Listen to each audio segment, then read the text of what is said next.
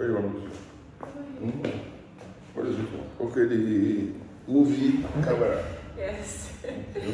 That's our tripod. Okay. Okay.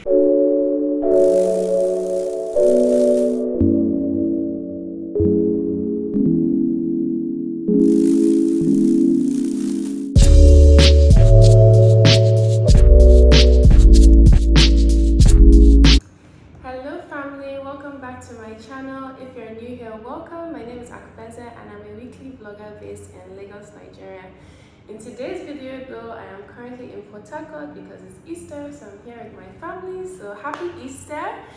And as highly requested, I managed to convince my papi to be here with me. So if you don't know, that's my dad. Papi, please can you introduce yourself? Hello viewers. My name is O.C.J. Okocha. I'm a legal practitioner, a senior advocate of Nigeria, based in Port Harcourt. Yeah, he's a big deal if you don't already know. So I asked you guys to let me know what questions you want me to ask him. So the first question everybody wants to know, did you always know that you wanted to study law? How did you become a lawyer, basically? Well, truly, I never knew I would become a lawyer.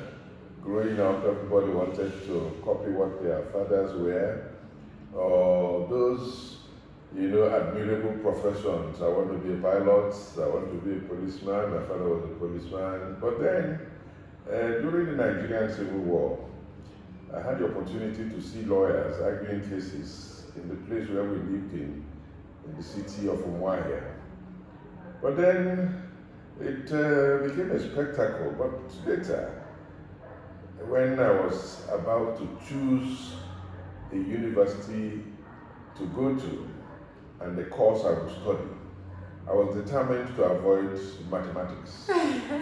So I like to say always that the fear of mathematics drove me to law. But truly, on a serious note, my father guided me. When I was choosing courses, I chose history. Fear of mathematics. He said to me, if you study history, you will just become a civil servant. Go and look for a profession. His experience was that he had only O levels, and then he rose to high ranks in the police. He was a commissioner of police, and he felt that after the war, he had been dealt a bad deal.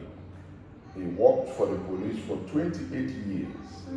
Only to come out after the war and he was retired without benefits. Wow. Because he was on the Biafra side. Wow. Well, he managed to get his act together, found his feet, got employment in 1972. Before he got that employment in 1972 with Michelin Nigeria Limited, as he was employed as a trainee manager. He did all kinds of things. Sold paints, sold building materials, sold cement, just to make ends meet for his growing family at the time. But at the end of the day, all of us became graduates, thanks to God. But he guided me, and I chose to study law, sat the entrance exams to the University of Nigeria, and then University of Ife. In those days, we didn't have JAMB. Wow. You went to the university you wanted, and you just sat an entrance to that university. Because I had grown up in the eastern region and lived in Enugu most of my growing years, I decided to go to Ife, University of Ife, as it was then called. It's now known as Obafemi Awolowo University. And that was where I studied law. I entered there in 1973. In 4 years, I had graduated with LLB, second class upper honors degree. In those days, 4 years you were done. But when I see young boys, young girls, spending 7-8 years to get a first degree, it's painful to me. Why? Because universities are on strike, ASU is on strike, the academic staff, sometimes it is ordinary staff that are on strike, and then the universities go and demonstrate, and of course, that leads to closures. But 4 years I was done, which was what in fact guided me to send my children to study in Ghana. And then your blogger here, there was nobody to keep her company in Ghana, so she had the good fortune of going to do A-levels in the UK. England, yes. And then ended up studying for her first degree and a master's degree. So that was how I ended up becoming a lawyer. Yes. Wow.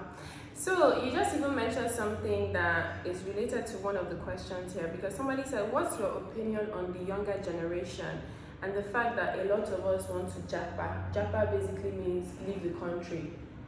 Well, younger generation, I encourage them. I admire them. They have acquired more skills than we were able to acquire while we were growing up. Information technology age has been your own, good fortune. So you can reach anywhere, you can reach any information you are looking for. Some people actually study from reading things on the internet.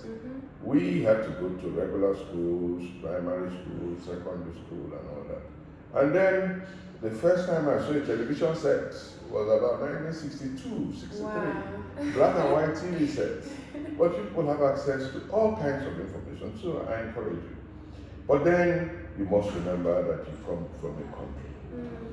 Most people do not realize that when they go to live abroad, when they go to live in America or in England, they are only part of the statistics of those countries. But we need you in your country, we need you in our country. They say the youth is the future. Follow, they say greater tomorrow. And we want you to be greater than your parents. So I encourage the youths, no matter how exposed you are to foreign life abroad, it's good to make a home in your home country. I completely agree with that as well. Okay, somebody said, what do you think about the state of the justice system in the country? Oh, well, it's good enough. It's good enough, that's what I would say. But then there is so much more improvement that we need to make to the justice sector. I'm a practicing lawyer. I go to courts, I'm a litigator. Of course, I advise as a solicitor too, because once you are called to the bar in Nigeria, you become a legal practitioner entitled to practice both as a barrister and as a solicitor. The barristers are those who actually go to court in England and argue cases. In recent times, solicitors can also go to court in England. I accept that.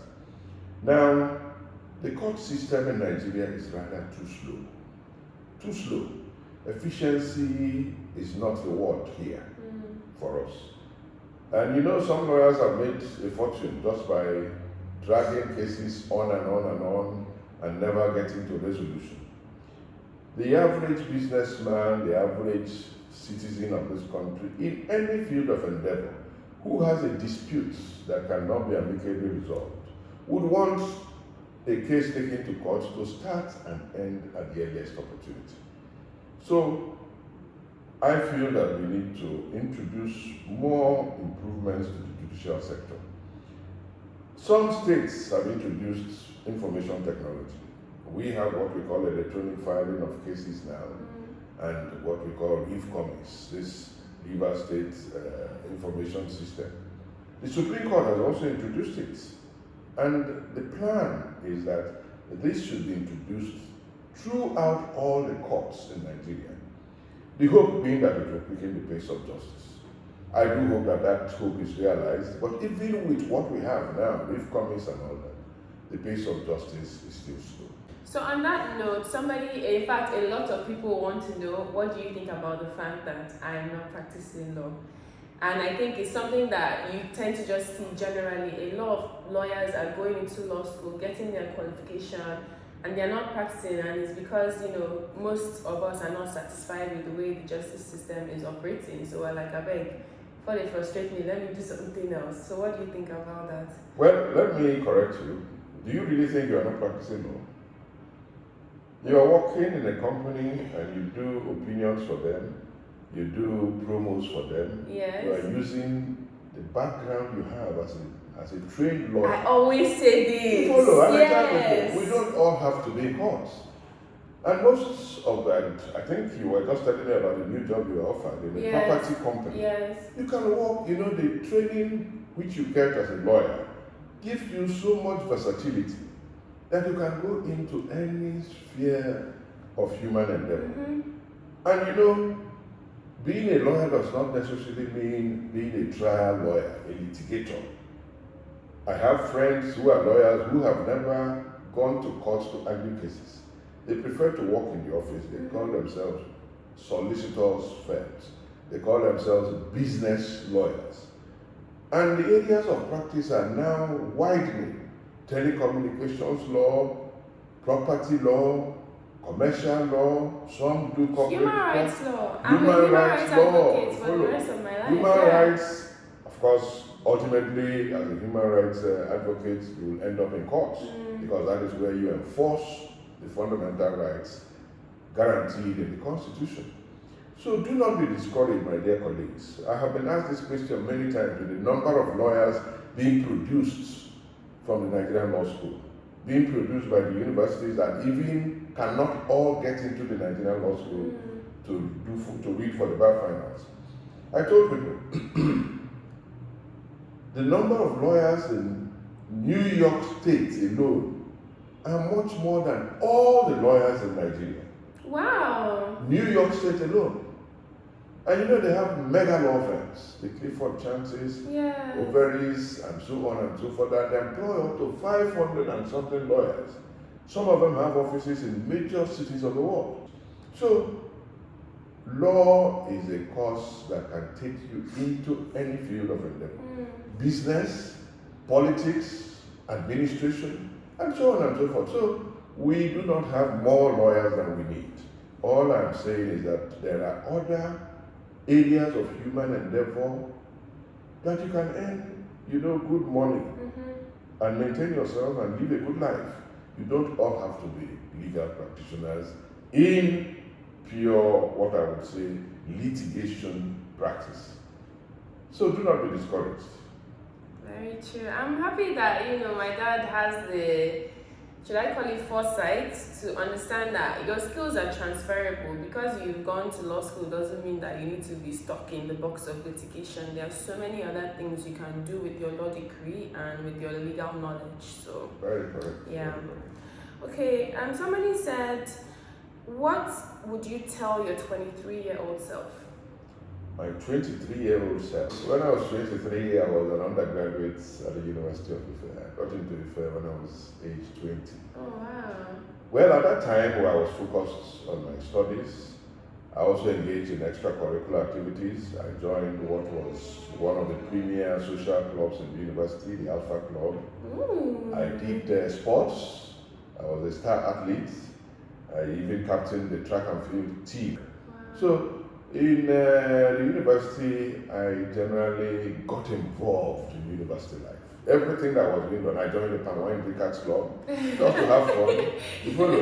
And as I say, I let the university pass through me while I passed through the university too. So at 23, most of you should be in the universities, furthering your education. Stay focused. Some tend to get carried away by the fun of life. The freedom that you get when you are 23 and say already an undergraduate is so much. Some came to university not knowing that, wow, I could wake up when I like, I could refuse to go to lectures, and they got carried away. And sooner or later, they fell by the wayside, as the parable goes. So at 23, I was focused on getting my qualification LLB honors. And I was focused on excelling because I had come to know that if you excel, you are marked out. And you tend to get more preferments coming your way. Those who are in the general, crowd don't stand out. It is those who excel that stand out. So at 23, I was determined to excel, and thank God, in that year, when I graduated at the age of 24, 1977, 6 of us had second-class upper honors degrees from the Faculty of Law, which was unprecedented. Oh, there was no first class? No, there was no first class. Wow. At that time, in fact, only one student in the whole of the Nigerian universities then that were offering law had made first class honors. Wow. First class is very difficult to get when you are reading law. Law is not like mathematics. Because there's no, yes, this is the answer. Yeah. It's so long as you stay within the principle, you will pass. But to excel, and because it's being judged by other people, there can be no, this is the answer, he got the answer, exactly as it ought to be. So, stay focused when you are 23, on getting your university degree. And then the sky is the limit. You can go on to do postgraduate studies. You can go on to work thereafter. Okay, so there's a number of questions about you being a leader at the bar. People want to know how you did it, how you stayed humble as well. And leading on from that, there are also a lot of people who have asked how come you never went into politics since you have such leadership characteristics. So can you let us know? Well, at the bar, I attained this position of leadership because I stayed focused on my engagement in the profession. I did not allow myself to be distracted. I came out as a lawyer determined to make my mark as a private legal practitioner. I didn't want to get a government job. I didn't want to become a magistrate. I didn't want to become a judge. The judicial career is the second, parallel line in the legal profession. Those who are adjudicators. I prefer to argue cases and to advise clients. So I stayed focused. Even from the university, I became president of the Nigerian Association of Law Students.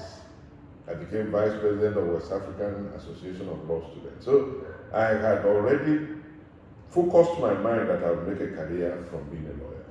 And when I came to Port Harcourt to start practicing, I didn't allow myself to be distracted by politics, as you say. At that time, we had military regimes. And the military governor who came to Rivers State at the time happened to be a policeman.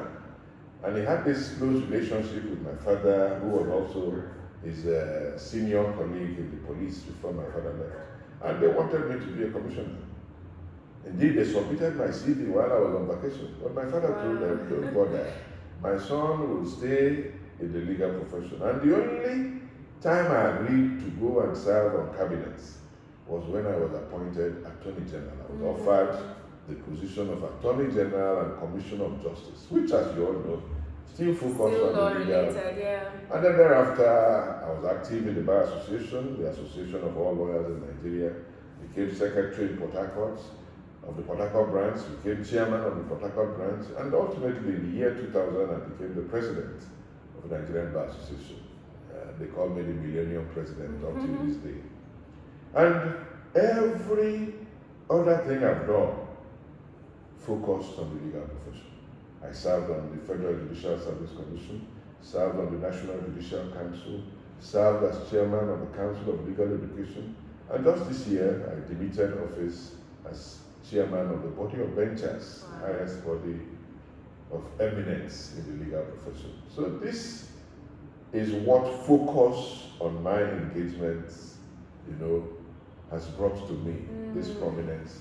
And I'm leader here because I'm the most senior of the senior advocates. I was just 17 years at the bar when I became senior advocate. And it was remarkable because it was rare to see people from they call us the provinces. Those who are in Lagos, Ibadan, Enugu, Onitsha, Aba, where practice is really, really hot and move faster. But I was lucky. I served as Attorney General, and then some of the things I did, showed that I had a love of the profession. Just about a month ago, when I was leaving office as chairman of the Body of Benchers, the former presiding justice of the Court of Appeal here said, O.C.J. as Attorney General made sure the government allocated plots to the judiciary, the Federal High Court, the Court of Appeal, and their buildings are standing on those structures. O.C.J. later secured the land where the Court of Appeal premises is now erected from the government of Rivers State. Our current deputy governor was then the head of service, and I approached her and said, look, can you tell the governor? And she took me to see the military governor at the time, and we were able to convince him to allocate that land to the Court of Appeal. So they looked at the contributions I had made to the development of the legal profession, the development of the justice sector in Nigeria, and they felt that had earned me that epithet of being a leader in the profession. And I'm grateful to God that I get that honor and respect. Wow. So somebody else asked, what would you say is the most important trait a leader should have? Well, let me say this. Honesty and integrity.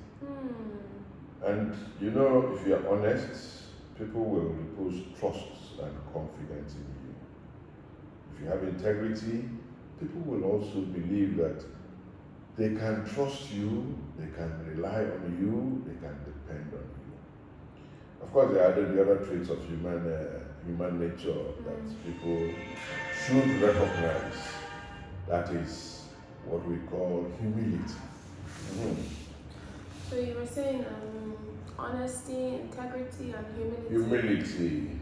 Humility, they say, is a sure sign of greatness. You know, people do not understand. We need ourselves, we need each other, so that we may be in a position to move our world forward. So these are the things that I think should stand out in anybody's character. And I do hope that young people will learn these skills and ensure that they proceed accordingly. Okay, thank you. Now, on to personal. People want to know how you met Mommy and how you knew she was the one. Well, first on how I met her, the families were known to each other, but not close. Yeah. My grandmother on my mother's side came from the same town, Ndoni, in Ndoni local government of River State, as her parents, Professor Emeka Oyaro. Of course, we all know her mom was a British woman who married and took Nigeria as her home. She came to do NYSC in Port Harcourt, NYSC National Youth Service, and she lived with her sister, her eldest sister, whose husband happened to be a friend of mine. We were all hanging around in Port Harcourt in our bachelor days. And then I saw her at some functions, weddings, and all that. And then I was eyeing her. I didn't know that she was also eyeing me. I always say this. Because there was a wedding we attended of one of our friends who married another friend of mine called Said Muna. And they came from Okocha to attend this wedding. And then later, she showed me that she saw a photograph of me and my friend Hakot sitting at the back of the hall at the Olympia Hotel where the reception was held. But all that was happening along parallel lines. So when I finally got introduced to her, I was at the party held by one of my friends, architect in Zedike. In his house in D-Line where I was living, and there was the former my wife, her sister's husband. And then she was introduced to me and one of my friends, Hakot Aduke. We always rode together in those days. With them. When they knew us, I was with them. And then from there, I started going to visit her. She was working as a youth corporal at the College of Arts and Science, then known as School of Basic Studies. And I invited her out to lunch, and from there, we started dating. And this was all happening October, November of 1983. By that 31st day, that year's 31st of December, I proposed to her. Wow. And gave her an engagement ring. So how did you know? What is it about the woman that makes you don't need to be told that you have found your missing link when you meet the person. Quite a lot of factors. One, she could cook well. Wow. Two, she appeared humble and respectful. She also appeared that she had the ability to run a home. You know, some things like that you know by instinct.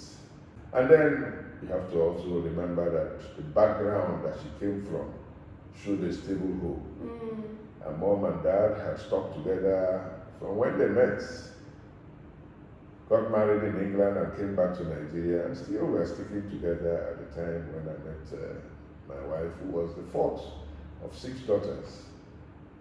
And so generally I believe that I was in the right company and took the plunge. Really took the plunge. Because if you're shot in the dark, you never know what you'll see tomorrow. That's true. But things worked out well, and we tended to agree with each other. Of course, I'm an Ikore man, and my own sense of agreeing with each other. It's her agreeing with you. My wife agreeing with me. And as I remember, she had shown that character that she was humble and was most likely going to be submissive. Wow. So that was how we met. We met in October, November. As I said, by December 21st, we were engaged. By March of that year, we had done the traditional marriage. Wow. And by June, the 9th of June, 1984, we were married. Right, wedding. Not even up to a year since you met. Well, some call it a whirlwind romance. Some say it was love at first sight. Put it all together, and here we are, 36 years after. Still going strong. Still going strong. Thank God. God be the glory, yes. God be the glory. Okay. See, I don't know which question should come next. How do you know when a man loves a woman? Well, I'm a man. I know by the way I feel about a woman. Okay. Follow. And nobody needs to tell you that you want to spend more time in the company of that person. You actually instinctively believe that you can trust that person.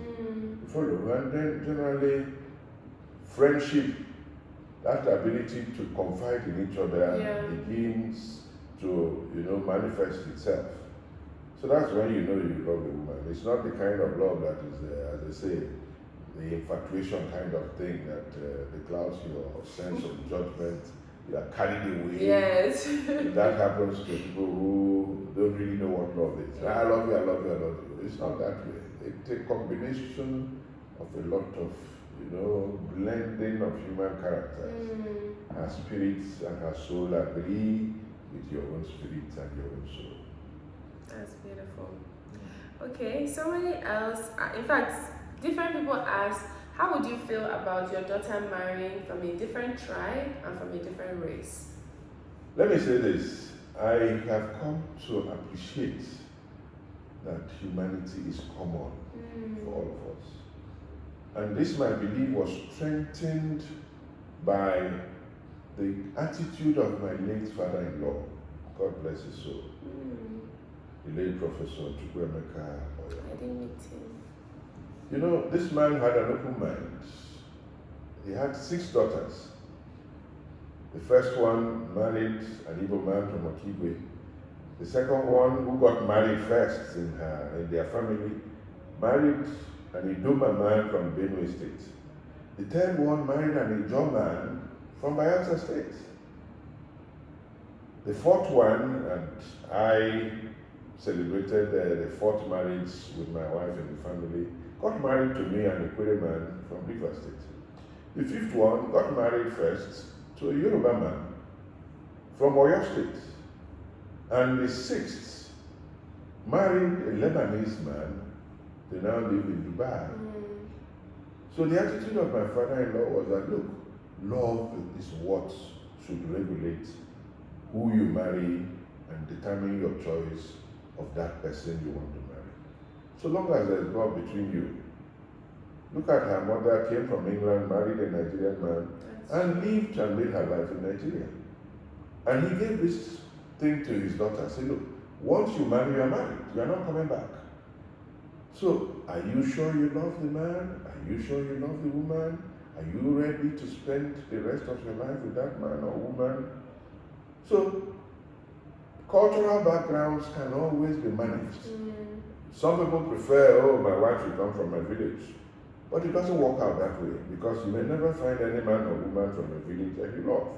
If you do, good for you. You are better positioned to even make your children speak your native tongue than others who come from different cultural backgrounds. So really, for me, any of my children who chooses to marry from anywhere, the important thing I ask, you love the man, you love the woman. My first son married a woman from Edo State, and their marriage is going strong. My first daughter who married a man who was part Kaduna State, part Onitsha. So for me, any of my children, son or daughter, marrying from any other tribe, I don't care the least. All I want is that they should be happy together, they should love each other, and respect each other. Beautiful, beautiful, beautiful. Oh, I love that. Okay, we're coming to the end of this interview, and we're going to end on notes about fatherhood and your thoughts about your children. So somebody said that he just became a girl dad and he wants advice. What's it like raising girls? Well, let me say this.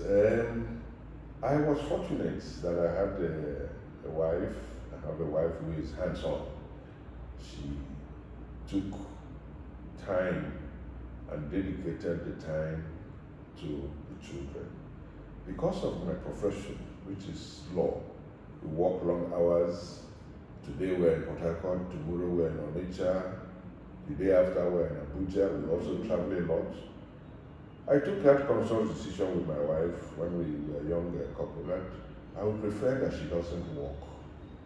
She should do something at home that will make her available 24/7 for the children. Because when children are growing up, they are the most impressionable.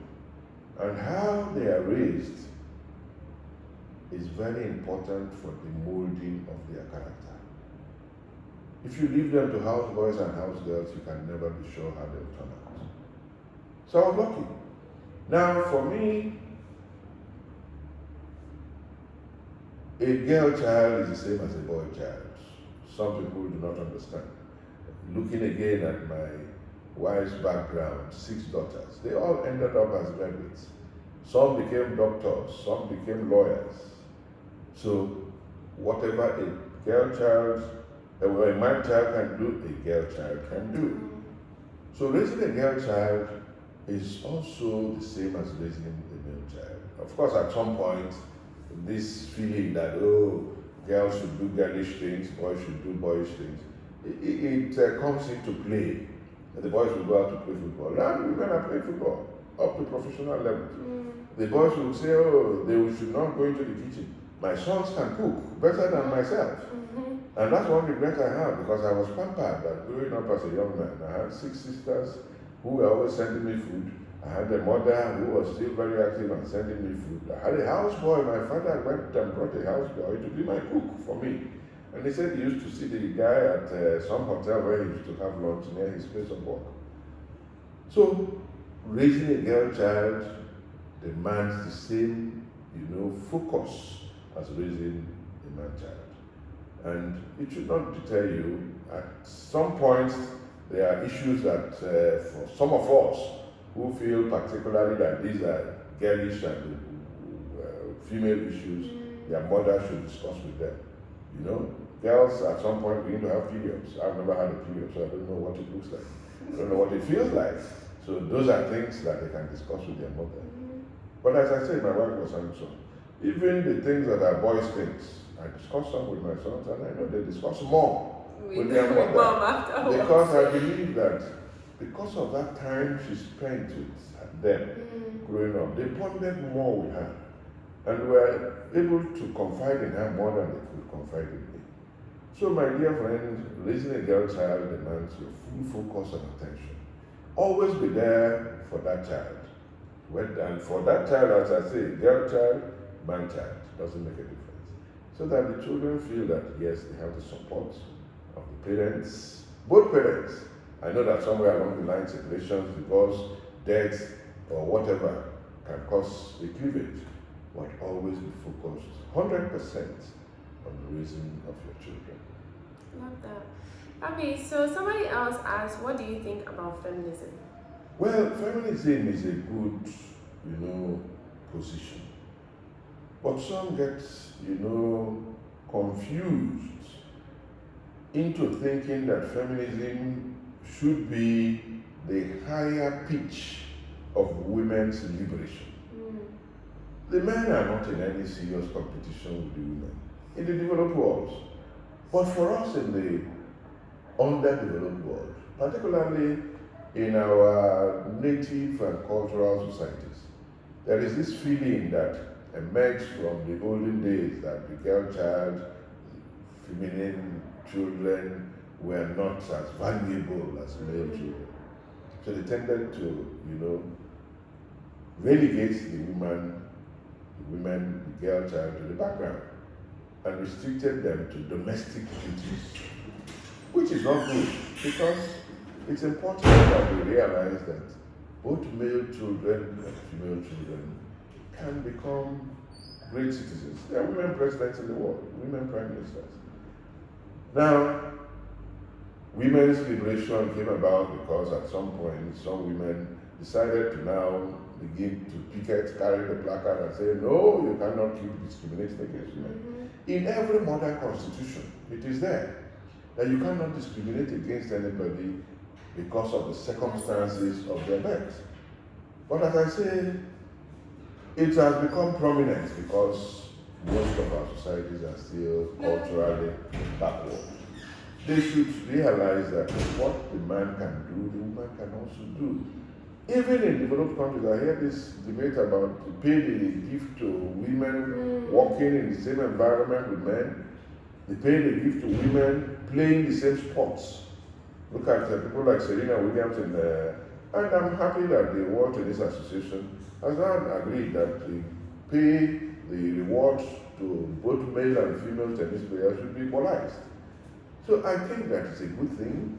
The women should continue to assert themselves because our cultural backgrounds tend to, short ears to what should be the rights and privileges of women.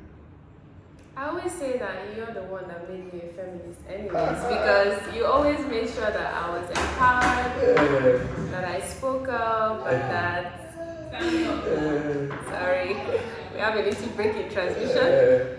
But yeah, so you always made sure I was empowered, you always made sure I spoke up, you always made sure if you were going on stage, you would call me on stage, so I think you have practiced what you preach, because you never made me feel like I was different from my brothers, or that I couldn't use my voice, or that I couldn't let you know my opinion. So thank you. Even though you were assertive, I insisted that you must talk when others are talking. Happy birthday, Joshua.